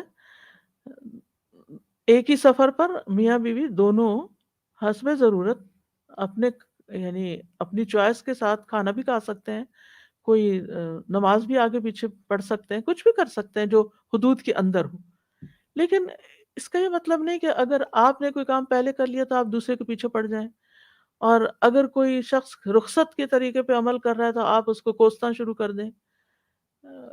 ان چیزوں کو پرسنل نہیں لینا چاہیے، یہ نہیں سوچنا چاہیے کہ یہ میرے خلاف کسی نے کچھ کر دیا ہے، یعنی اگر کسی نے جلدی نماز پڑھ لی تو مجھے وہ شرمندہ کر رہا ہے کہ تم لیٹ کر رہے ہو، نہیں، اس کی چوائس ہے، وہ اس کو اچھا لگتا ہے وہ جلدی پڑھ لے، اول وقت میں پڑھ لے، آپ کو ہرانے کے لیے۔ تو کچھ لوگ ہر چیز کو جو کوئی نیکی کر رہا ہو اس کو اپنے خلاف سمجھنے لگتے ہیں، یہ نہیں زندگی میں ہونا چاہیے۔ تو بہرحال لبیک جو ہے یہ رمی تک، اگلے دن جب رمی ہوگی یوم النہر پہ، اس وقت تک وقفے وقفے سے کہتے رہنا چاہیے، عرفات ہو یا مزدلفہ، یہ جمہور کا مسلک ہے۔ بعض وہ کہا کہ نزدیک یوم عرفہ کی صبح کے بعد لبیک نہیں کہنا چاہیے، ان کے نزدیک وقوف شروع ہونے کے بعد لبیک نہ کہا جائے، لیکن جمہور کا مطلب ہے اکثریت جو ہے علماء کی وہ اس پر ہے کہ جب تک منا نہیں جاتے وہ لبیک کہتے رہیں۔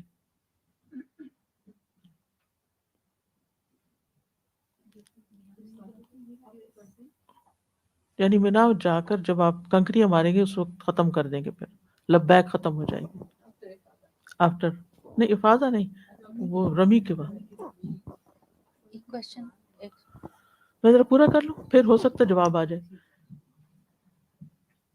تو اس میدان میں کس میدان کی بات ہو رہی؟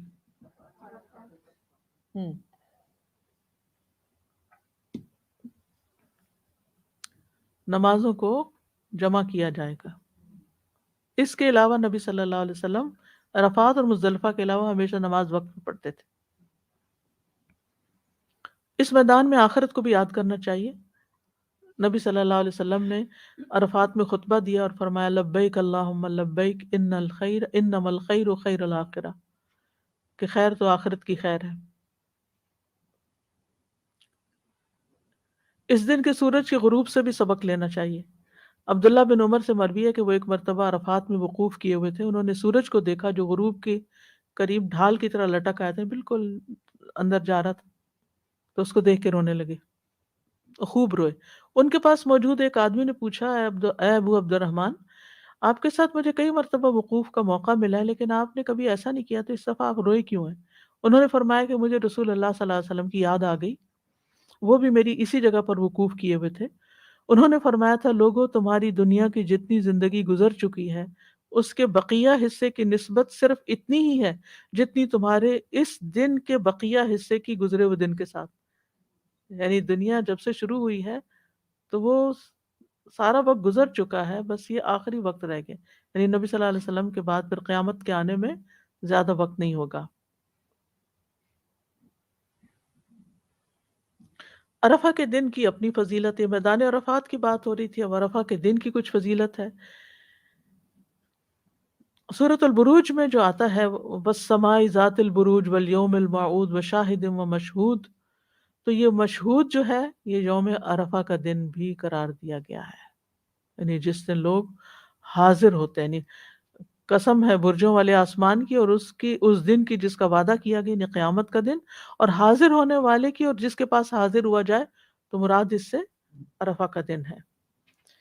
غیر حاجی کے لیے اس دن روزہ رکھنے کی فضیلت ہے جس سے گزرے ہوئے سال اور آنے والے سال کے گناہوں کا کفارہ ہوتا ہے.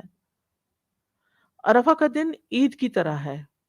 عقبہ بن عامر کہتے ہیں رسول اللہ صلی اللہ علیہ وسلم حاجی کے لیے کہ رسول اللہ صلی اللہ علیہ وسلم نے فرمایا یوم عرفہ یوم نحر، 10ویں ذی الحجہ یوم نحر، اور ایام تشریق ہم اہل اسلام کے عید کے ایام ہیں، یہ کھانے پینے کے دن ہیں. یعنی حاجیوں کے لیے لمبی عید ہے، بڑی عید. پھر یہ ہے کہ یہاں پر ہاتھ اٹھا کر بکثرت دعائیں کی جائیں گی، ہاتھ اٹھا کر.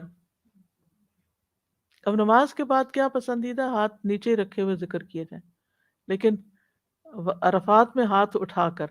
اسامہ بن زید کہتے ہیں میں میدان عرفات میں رسول اللہ صلی اللہ علیہ وسلم کا ردیف تھا، آپ نے دعا کے لیے ہاتھ اٹھائے تو آپ کی اونٹنی ایک طرف کو جھکنے لگی اور اس کی لگام گر گئی، یعنی ایسے ٹیڑھی ہونے لگی. آپ نے ایک ہاتھ سے رسی کو پکڑ لیا لگام کو اور دوسرے ہاتھ کو اٹھائے رکھا، یعنی اونٹنی کو ایک ہاتھ سے سنبھالا لیکن ہاتھ نیچے نہیں کیا، اور پھر سنبھال کے پھر دونوں اٹھا لیے ہوں گے. دن کی روشنی سے اندھیرا ہونے تک اللہ کا ذکر کرتے رہنا چاہیے. لہذا اللہ کے واسطے اس دن کو بحث مباحثے اور کھانے پینے اور سونے اور گھومنے پھرنے اور اندر باہر ہونے اور لوگوں کے ساتھ میل ملاقات میں نہ گزاریں. یہ دعاؤں کے قبول ہونے کی جگہ ہے، یہ حج کا اصل مقام ہے. اس لیے اس وقت کو غنیمت سمجھیں، معلوم نہیں زندگی میں دوبارہ یہ وقت آپ کو ملے گا یا نہیں. نبی صلی اللہ علیہ وسلم کے بارے میں آتا ہے کہ آپ قصواء پر سوار ہو گئے حتیٰ کہ مقام وقوف پر تشریف لائے، اپنی اونٹنی قصواء کا پیٹ پتھروں کی طرف کر دیا اور جبل المشاد کو جو ریت کا بڑا ٹیلا تھا اپنے سامنے کیا، قبلہ رخ ہوئے، پھر وہیں رکے رہے حتیٰ کہ سورج غروب ہو گیا اور ٹکیا کے غائب ہو جانے کے بعد کچھ زردی بھی ختم ہو گئی. اللہ سبحانہ تعالیٰ اس دن آسمان دنیا پہ نزول فرماتے ہیں اور فرشتوں کے سامنے فخر فرماتے ہیں اور فرماتے ہیں کہ میرے ان بندوں کو دیکھو جو میرے پاس پراگندہ حال اور غبار آلود ہو کر آئے ہیں. یہ دن بندوں سے، اللہ کا بندوں سے قریب ہونے کا دن ہے اور جہنم سے آزادی کا دن ہے. رسول اللہ صلی اللہ علیہ وسلم نے فرمایا عرفہ کے دن کے سوا کوئی اور دن ایسا نہیں جس میں اللہ کثرت سے بندوں کو آگ سے آزاد کرتا ہو، اور یہ وہ قریب ہوتا ہے پھر فرشتوں کے سامنے ان حاجیوں کی وجہ سے، اور یہ کہ وہ قریب ہوتا ہے نہیں اللہ تعالیٰ، اور فرشتوں کے سامنے حاجیوں کی وجہ سے فخر کرتا ہے اور فرشتوں سے پوچھتا ہے یہ لوگ کیا چاہتے ہیں. پھر مغفرت کے ساتھ ساتھ ان کی کمیوں کو پورا کرنے کی ذمہ داری بھی اللہ تعالیٰ لیتے ہیں. انس بن مالک کہتے ہیں نبی صلی اللہ علیہ وسلم نے عرفات میں وقوف کیا، سورج لوٹنے کے قریب تھا، آپ نے فرمایا اے بلال میرے لیے لوگوں کو خاموش کراؤ. چنانچہ بلال رضی اللہ عنہ کھڑے ہو گئے، کہا رسول اللہ صلی اللہ علیہ وسلم کے لیے خاموش ہو جاؤ. لوگ خاموش ہو گئے. آپ نے فرمایا اے لوگوں کے گروہ، ابھی جبریل علیہ السلام میرے پاس آئے اور میرے رب کی طرف سے انہوں نے مجھے سلام کہا اور کہا کہ بے شک اللہ عز و جل نے عرفات والوں اور مشر والوں کی مغفرت فرما دی اور ان کی کمیوں کو پورا کرنے کی ذمہ داری لے لی، یعنی ان کی حاجتیں پوری ہوں گی. بس عمر بن خطاب نے کھڑے ہو کر عرض کیا اللہ کے رسول کیا یہ ہمارے لیے خاص ہے؟ آپ نے فرمایا یہ تمہارے لیے بھی ہے اور جو تمہارے بعد آئیں گے قیامت تک ان سب کے لیے. لہٰذا یہ وقت بے حد قیمتی، پوری زندگی کا سب سے قیمتی وقت سمجھیں اور خوب خوب دعائیں مانگیں. دعاؤں کی لسٹ پہلے سے ہی تیار رکھیں. قرآنی اور مسنون دعاؤں کے علاوہ اپنی ذاتی دعائیں جتنی بھی ہوں لکھتے جائیں لکھتے جائیں لکھتے جائیں. کوئی ڈائری بنا لیں، کوئی فون پہ ٹائپ کر لیں، کچھ بھی کر لیں تاکہ کچھ بھولے نہ. یہ دن اللہ کی رضا پانے کا دن ہے، جنت پانے کا دن ہے. رسول اللہ صلی اللہ علیہ وسلم نے فرمایا اور تمہارا عرفات میں وقوف کرنا تو اللہ عز و جل اپنے فرشتوں سے فرماتا ہے اے میرے فرشتوں، میرے بندے کس لیے آئے ہیں؟ وہ کہتے ہیں وہ تیری رضامندی اور جنت طلب کرنے کے لیے آئے ہیں. تو اللہ تعالیٰ فرماتا ہے میں اپنے نفس اور اپنی مخلوقات کو گواہ کرتا ہوں کہ میں نے ان کو بخش دیا ہے، میں نے ان کو بخش دیا ہے، اگرچہ ان کے گناہ زمانے کے دنوں کی گنتی کے برابر ہوں یا باریک باریک ریت کے ذروں کی طرح، باریک ریت کے ذروں کی طرح گناہ ہوں، وہ بھی میں نے بخش دیے. اور پھر حاجیوں کی تو بخشش ہوتی ہے، ان کی بھی ہو جاتی ہے جن کی وہ حاجی سفارش کرتے ہیں. لہٰذا وہاں صرف اپنے لیے دعا نہ کریں بلکہ اپنے پیاروں کے لیے بھی کریں، سب انسانوں کے لیے کریں.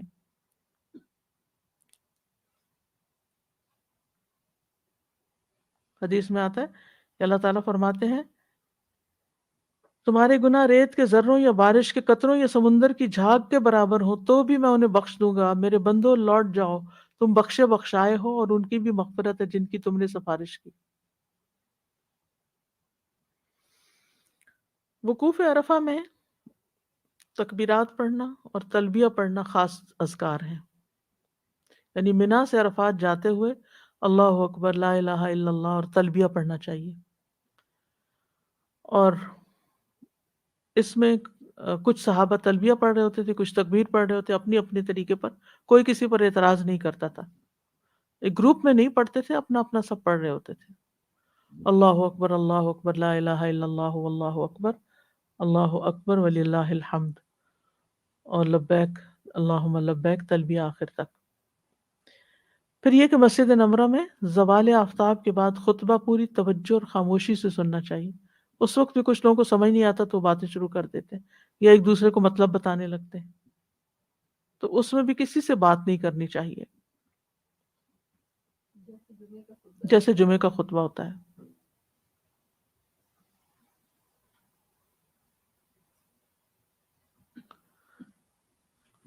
تو وقوف عرفہ کا وقت اور جگہ کیا ہے؟ وقت ظہر کے بعد مغرب تک، اور جگہ عرفہ کا میدان وادی نمرہ اور جبل رحمت کے قریب وقوف کرنا مستحب ہے، لازم نہیں ہے. میدان عرفات میں کسی بھی جگہ آپ خیمہ لگا سکتے ہیں.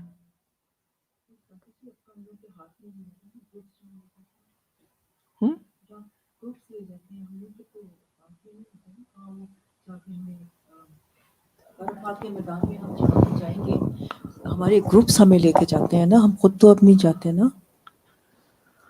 بٹ ہم گروپس کے ساتھ حج اب تو کرتے ہیں گروپ نا، کے ساتھ کرتے تو ہیں. وہی اب جہاں بھی آپ لے دیکھیں جائیں گے. جی میں نے ایک حج کیا تھا جس میں ہمارا ایک پرائیویٹ، ہمارے کزن وہاں ہوتے تھے تو ہم پرائیویٹ گاڑی پر گئے تھے اور اپنا الگ سے انتظام کیا تھا، صرف فیملی تھی. تو یہ 80s کی بات ہے، اب تو شاید ایسا نہیں کرنے دیتے. تو اس وقت ہم اپنی گاڑی پر تھے، سارا حج اپنی گاڑی پر کیا، تو کوئی گروپ شروپ نہیں تھا. اب تو نہیں کر اب نہیں سکتے. کر سکتے، اب تو آپ. تو وادی عرفات میں آپ کو وقوف کرنا ہوگا، وادی نمرہ میں نہیں، ٹھیک ہے؟ کیونکہ وادی عرفات اور نمرہ ایک دوسرے سے متصل ہے. تو مسجد نمرہ کا ایک حصہ عرفات میں ہے، دوسرا نمرہ میں ہے. تو جو لوگ مسجد میں بیٹھے رہتے ہیں وہ ایسا نہ ہو کہ وادی نمرہ والے حصے میں بیٹھ کے وقوف کر کے چلے جائیں اور حج ہی نہ ہو ان کا. یعنی آپ نے کبھی اگر نوٹس کیا ہو تو وہاں پر اعلان ہو رہا ہوتا ہے کہ عرفات کی طرف چلو، عرفات کی طرف چلو، یہاں سے نکلو. جو لوگ ادھر ادھر پھیل جاتے ہیں دور تک، اور اوپر سائنس لگے ہوتے ہیں. بالکل کچھ پڑھ نہیں سکتے نا کچھ لوگ، شاید اس لیے اسپیکر پہ اعلان بھی کر رہے ہوتے ہیں. تو مسجد نمرہ میں قیام سے قبل حدود عرفات کی تحقیق کر لینی چاہیے. اور عرفات کا تو سارا میدان ہی وقوف کے لیے ہے، صرف جبل رحمت نہیں، کیونکہ کچھ لوگ پہاڑ پہ چڑھنے کو لازم کرتے ہیں اور مشکل مشقت میں پڑ کے دوپہر کے وقت پہاڑ پہ چڑھنے میں ہی وقت گزار دیتے ہیں، دعائیں کب کریں گے؟ یعنی ایسے کام بھی نہیں کرنے چاہیے کہ جس میں آپ خود ساختہ کوئی نیکی کا تصور قائم کر لیں کہ مشقت اٹھائیں گے، اوپر جائیں گے تو ہماری دعا زیادہ قبول ہوگی.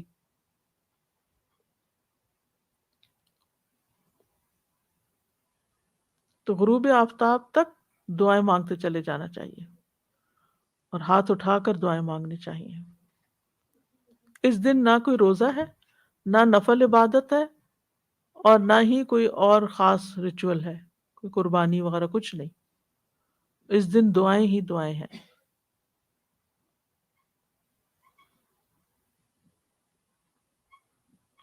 اور عرفہ کے دن کی بہترین دعا حدیث میں آتا ہے، نبی صلی اللہ علیہ وسلم نے فرمایا بہترین دعا وہ ہے جو عرفات کے دن مانگی جائے، اور وہ بہترین دعا جو میں نے مانگی اور جو مجھ سے پہلے نبیوں نے مانگی وہ یہ ہے، لا الہ الا اللہ وحدہ لا شریک لہ لہ الملک ولہ الحمد وہو علی کل شیء قدیر. تو اللہ القدیر ہے، ہر چیز پہ پوری قدرت رکھتا ہے. جب اس کو اس صفت کے ساتھ، اس نام کے ساتھ پکار لیا تو سمجھو سب کچھ مل گیا.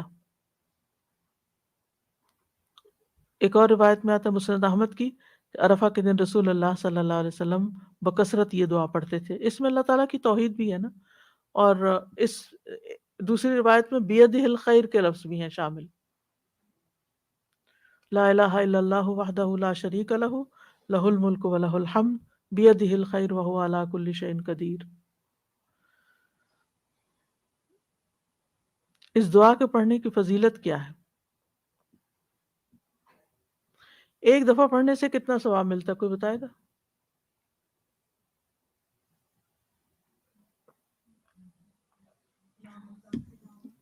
رسول اللہ صلی اللہ علیہ وسلم نے فرمایا جو شخص صبح کے وقت یہ کہہ لے لا الہ الا اللہ وحدہ لا شریک لہ لہ الملک ولہ الحمد وہو علی کل شیء قدیر، تو اسے اولاد اسماعیل میں سے ایک غلام آزاد کرنے کا ثواب ہوگا. اس کے لیے 10 نیکیاں لکھی جائیں گی، 10 غلطیاں مٹائی جائیں گی، 10 درجات بلند کیے جائیں گے، اور وہ شام تک کے لیے حفاظت میں رہے گا. اور شام کو کہہ لے تو صبح تک کے لیے، ہر روز. ہاں یہ تو اس دعا کی فضیلت میں بتا رہی ہوں، صرف عرفہ کے دن نہیں، ہر دن یہ ہے. فجر کی نماز کے بعد پڑھنا نہ بھولیں اس کو، اور اسی طرح مغرب کے بعد بھی. رات کے اوقات میں اگر کوئی پڑھتا ہے اس دعا کو تو دعا قبول ہوتی ہے. نبی صلی اللہ علیہ وسلم نے فرمایا، صحیح بخاری کی روایت ہے، جو شخص رات کو بیدار ہو کر یہ دعا پڑھے لا الہ الا اللہ وحدہ لا شریک لہ لہ الملک ولہ الحمد وہو علی کل شیء قدیر الحمد للہ وسبحان اللہ ولا الہ الا اللہ واللہ اکبر ولا حول ولا قوۃ الا باللہ، پھر اللہم اغفر لی کہے یا کوئی اور دعا کرے تو اس کی دعا قبول ہو جاتی ہے. اور اگر اس نے وضو کیا اور نماز پڑھی تو نماز قبول ہو جاتی ہے.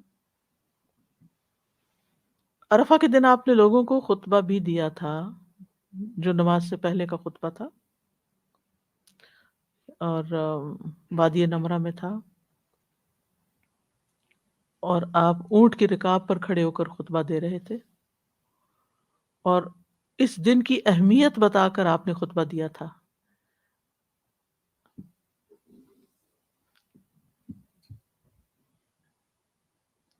ایک صحابی کہتے ہیں، میں نے عرفہ کے دن رسول اللہ صلی اللہ علیہ وسلم کو اپنے اونٹ کی دونوں رکابوں پر کھڑے ہوئے دیکھا.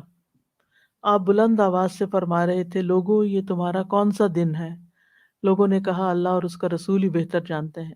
آپ نے پوچھا، یہ تمہارے مہینوں میں سے کون سا مہینہ ہے؟ لوگوں نے کہا، اللہ اور اس کا رسول ہی بہتر جانتے ہیں. آپ نے پوچھا، یہ تمہارے شہروں میں سے کون سا شہر ہے؟ لوگوں نے کہا، اللہ اور اس کا رسول ہی زیادہ بہتر جانتے ہیں. آپ نے فرمایا، تمہارا آج کا دن حرمت والا دن ہے، تمہارا مہینہ بھی حرمت والا ہے، تمہارا یہ شہر بھی حرمت والا ہے.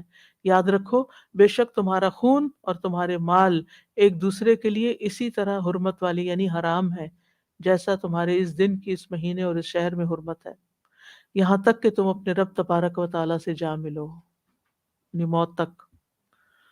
پھر وہ تم سے تمہارے اعمال کے متعلق سوال کرے گا.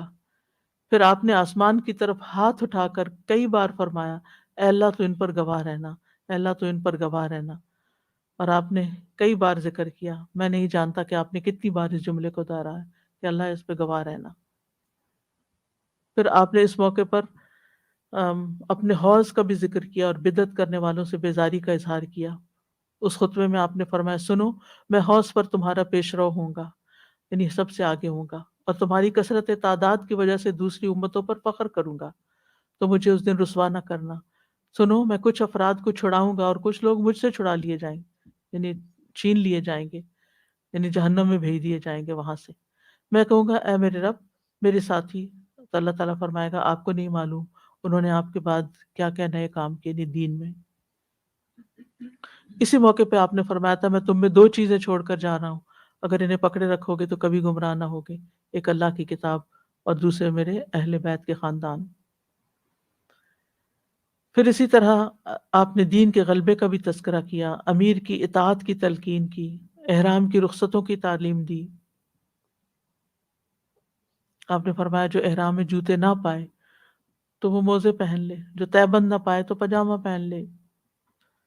پھر ہر سال قربانی کرنے کی تلقین بھی کی آپ نے اس موقع پر. رسول اللہ صلی اللہ علیہ وسلم عرفات میں آپ نے فرمایا لوگو سن لو، ہر سال ہر گھرانے والے پر قربانی، یعنی ایک قربانی سارے گھر والوں کی طرف سے کافی ہوگی. پھر آپ نے سب کے لیے دعائے مغفرت بھی کی، اللہم اغفر لنا، اللہم اغفر لنا، اللہم اغفر لنا، 3 بار سب کی بخشش کی دعا کی. تو یہاں عرفہ کا دن مکمل ہوا. انشاءاللہ کل ہم مزدلفہ کے بارے میں پڑھیں گے. وآخر دعوانا ان الحمد للہ رب العالمین. سبحانک اللہم وبحمدک اشہد ان لا الہ الا انت استغفرک واتوب الیک. آپ اعلان کر دیجیے، آپ سوال کر لیجیے. ہاں جی، آپ نے بتایا تھا کہ عرفات میں اگر کوئی کسی مجبوری کی وجہ سے لیٹ بھی پہنچے تو وہ 10 ذی الحج کی فجر سے پہلے اگر پہنچ جائے تو اس کا عرفات میں وہ جی مطلب ہاں، حج ہو جائے گا، جی یعنی پھر مزدلفہ نہیں رات جائیں. کو. ٹھیک ہے، جزاک اللہ.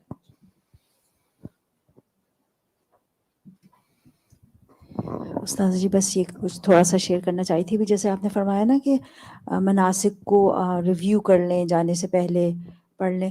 تو جیسے ہم لوگ ویسے سیمینارز وغیرہ تو سن لیتے ہیں، چلے بھی جاتے ہیں، لیکن میں بس یہ شیئر کرنا چاہی تھی کہ جب میں حج پہ گئی تھی تو وہاں پر بالکل گاؤں کی خاتون تھی استاذ جی، ان کو کچھ لکھنا پڑھنا نہیں آتا تھا. اور جس دن ہم لوگوں نے جانا تھا وہاں پہ منا، اور اس سے پہلے وہ بیٹھی اور اپنا پورا سبق کی طرح سے انہوں نے بتایا کہ اب ہم یہاں جائیں گے اور یہاں ہمیں یہ کرنا ہے، پھر کل ہم وہاں جائیں گے وہاں یہ کرنا ہے. آخر تک تینوں جمرات کی رمیز ان کو معلوم تھی، اور وہ حج وہ جو واپس آ کے ہم نے کرنا ہے طواف، اس طرح سے ان کا سبق یاد تھا کہ I was surprise and shocked.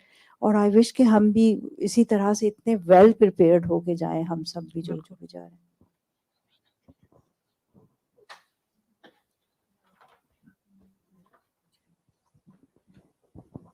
استاذہ جی یہ جو مینا میں تو قصر نماز کا حکم ہے، تو جو حاجی ہے وہ مسافر کے کام میں نہیں آئے گا، وہ اپنی ساری نمازیں قصر کر کے نہیں پڑھے گا؟ یعنی باقی نمازیں بھی جی، جیسے کہ جماعت کے ساتھ پڑھیں گے. جماعت کے ساتھ پڑھیں گے، لیکن بعض اوقات جو امام ہوتا ہے، جیسے اگر آپ مینا میں آپ قیام کر رہے ہیں جو 5 نمازیں پڑھنی ہیں، تو بعض اوقات لوگ اپنے ٹینٹس میں پڑھے تو امام جو ہوتا ہے وہ مقیم کے حساب سے پوری نماز پڑھا رہا ہے، آپ پوری پڑھیں گے پیچھے، یا آپ وہ مسافر ہے تو پھر ہم مقیم کے پیچھے پوری پڑھیں گے. پوری پڑھیں گے. اور اگر وہ مسافر ہے تو ہم اپنی کمپلیٹ کریں گے پوری؟ نہیں، پھر مسافری کی طرف پڑھیں گے ظاہر ہے. کیونکہ آپ اگر ہم اپنی مکہ میں انڈیویجول نماز پڑھ رہے ہیں. دیکھا جائے گا کہ آپ مکہ میں کتنے دن سے ٹھہرے ہوئے ہیں. اچھا. اور ایک چیز میں نے اور کلیئر کرنی ہے، جیسے کہ نبی صلی اللہ علیہ وسلم نے عرفات میں وتر نہیں پڑھے رات کے، سوری مزدلفہ میں، تو کیا فجر کی سنت پڑھی تھی؟ ہاں فجر کی سنت، جزاک فجر اللہ کی خیر. سنت آپ نے کبھی نہیں چھوڑی. السلام علیکم استاذہ جی، ایک سوال ہے میرا کہ عمرہ کرنے گئے اور ابھی ہمارا جیسے انٹر ہوئے ہیں جانے کے لیے، بھی ایئرپورٹ سے اترے، پھر عصر کی نماز کا ٹائم ہونے والا تھا تھوڑی دیر میں، اور وہ جس کے ساتھ جا رہے تھے تو اس نے نہیں روکی اور چلتے گئے اور وہ عصر ختم ہو گئی۔ پھر اب کیا کریں گے وہاں جا کے؟ ہمارے تو پہلا دن تھا اور جیسے اندر بہت دکھ ہوا کہ یہ تو عصر چلی گئی ہماری، تو ہم نے وہاں جا کے کیسے ادا کریں؟ مغرب تو ہو گئی تھی، اذان بھی ہو گئی بس تھی، اس کے فوراً بعد پڑھ لیں، ویسے رستے میں بھی آپ جہاں تھے وہیں پڑھ سکتے تھے۔ اور جیسے گاڑی چل رہی تھی تو پھر ہم فرض کہتے ہیں نہیں پڑھ سکتے؟ نہیں، یعنی کہ اگر آپ کے اختیار میں گاڑی روکنا تو روکیں، ہاں وہ اور اگر نہیں روک سکتے، جیسے جہاز نہیں روک سکتے یا گاڑی کوئی رک نہیں سکتی، تو پھر اسی کے اندر پڑھ لیں۔ تو اس آدمی کو کہتے جا رہے تھے وہ عربی کے روکو، تو کہتا تھا معافی معافی معافی، اور آگے جا کے نماز ہی قضا ہو گئی۔ تو پھر انشاءاللہ مغرب کے بعد ادا کر سکتے جی ہیں ہاں، ایسا؟ یا ظہر کے ساتھ جمع کر کے نکلتے۔ اوہ اچھا اچھا ٹھیک۔ استاذہ جی یہ جو مسجد نمرہ میں خطبہ ہوتا ہے، یہ میرے خیال میں مختلف لینگویجز میں بھی آپ کرتے ہیں، وہ تو کیا اس میں اپنی زبان میں سننا بہتر ہے یا عربی میں سننا چاہیے؟ اپنی زبان میں سن سکتے ہیں، ٹھیک ہے۔ اگر عربی آتی ہو تو پھر عربی میں سننا بہتر ہے۔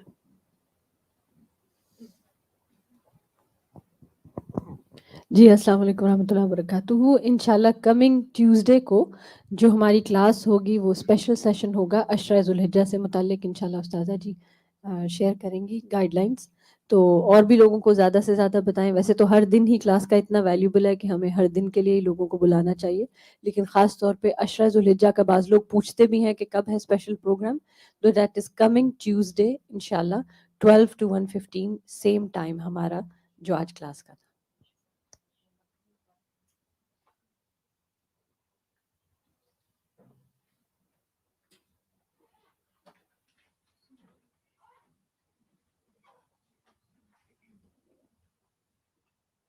اللهم صل على محمد وعلى آل محمد كما صليت على إبراهيم وعلى آل إبراهيم إنك حميد مجيد. اللهم بارك على محمد وعلى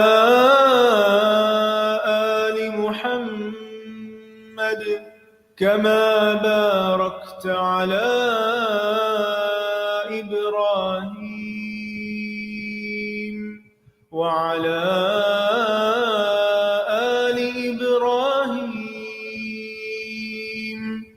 إنك حميد مجيد.